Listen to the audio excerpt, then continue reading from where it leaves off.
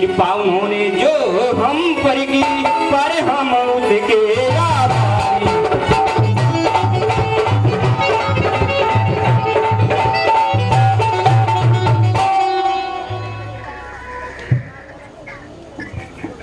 हे मंत्री जी,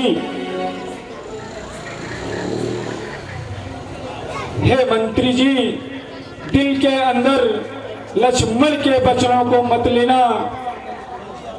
सौगंध तुम्हें है मेरी, इतना जाकर कह देना।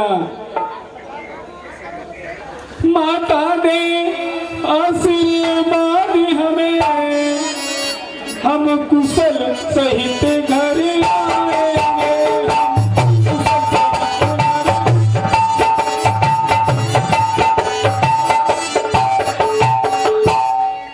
जब 14 वर्ष पूर्ण होंगे तब उनके दर्शन।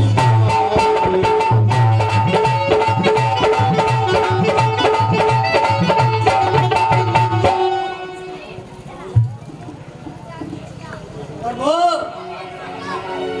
आपका दास, आपका आप धर्म के अवतार हैं। अच्छा प्रभु, अब इस सेवक को आज्ञा दीजिए।